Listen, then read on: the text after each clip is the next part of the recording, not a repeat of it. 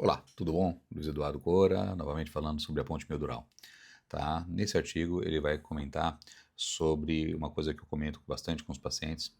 Esses músculos suboccipitais já se conhecia há muitos anos, mas a ponte mildural é recente a descoberta dela, porque durante a dissecção dos cadáveres, antigamente, você simplesmente cortava, né, para você dissecar o músculo, tá? E aí com técnicas mais modernas a gente consegue fazer a preservação dessa estrutura, perfeito?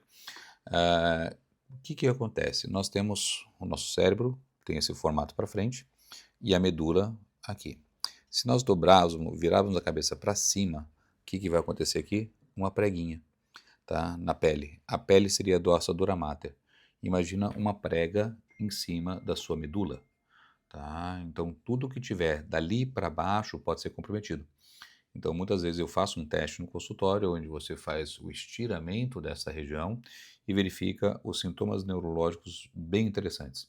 Sintomas que são totalmente aleatórios, tá? Por exemplo, vibração dentro do tórax, choque no pé, espasmos na coxa, que aparentemente não tem nada, mas se você olhar anatomicamente a medula e a conexão com a dura mater e a ponte medural, você vai entender o raciocínio, tá? Ah, Além disso, isso vai ajudar a bombear o líquido cefalorraquídeo, tá? E além disso, a ponte mildural, quando você tem um trauma importante, como um acidente de trânsito, tá? Ela hipersensibiliza o sistema nervoso central, podendo gerar diversas disfunções neurológicas, tá? Não somente a dor de cabeça, não somente a enxaqueca, como doenças como Gilles-Latourette, a doença síndrome de Tourette traumático, fibromialgia, tá? Porque você está sensibilizando o tempo todo o sistema nervoso central. E aí você entra na neuroplasticidade, onde você fica, o cérebro aprende a sentir a dor, tá? E depois que essa neuroplasticidade mal adaptativa acontece, você tem disfunção, pode ter disfunção em qualquer parte do sistema nervoso. Beleza? Bons estudos, bom abraço. Sabe aquela dor de cabeça chata e insistente, que parece que vem do nada? Pois é. E se a causa dela, na verdade, não estiver na cabeça, mas sim numa estrutura escondida, bem no fundo do pescoço? É sobre isso que a gente vai conversar hoje.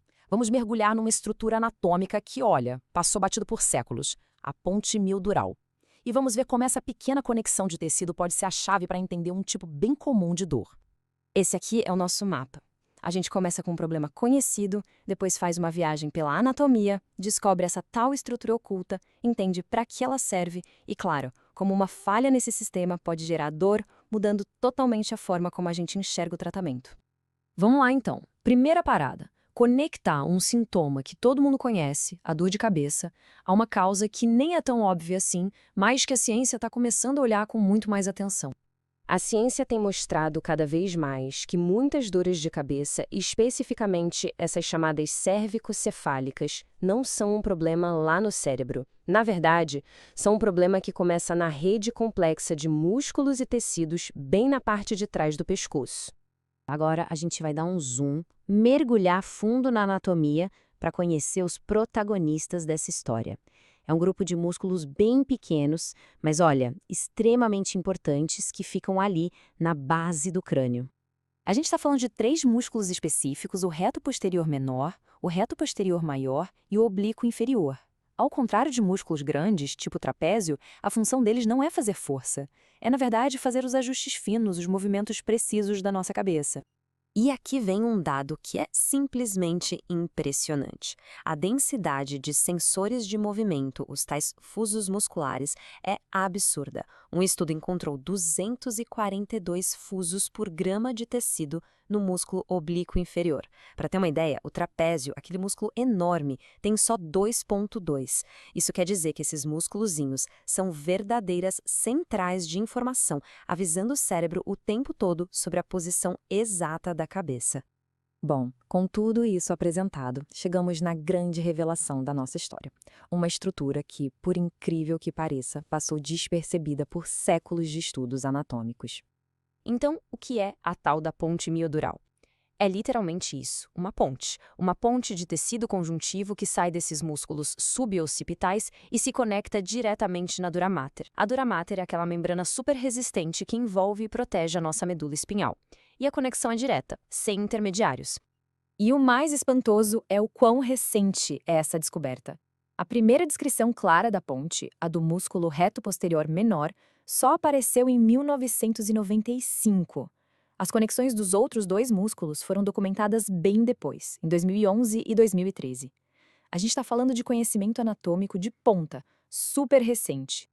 Ok, então existe essa ponte. Mas para quê? Qual é a função dela? Por que o corpo teria uma conexão direta entre o músculo e o revestimento da medula espinhal? O problema mecânico é o seguinte: quando a gente joga a cabeça para trás, estendendo o pescoço, a dura mater, que é meio soltinha para permitir movimento, corre o risco de dobrar para dentro, como se fosse um tecido amassando. E essa dobra poderia, claro, comprimir a nossa medula espinhal, que é super delicada.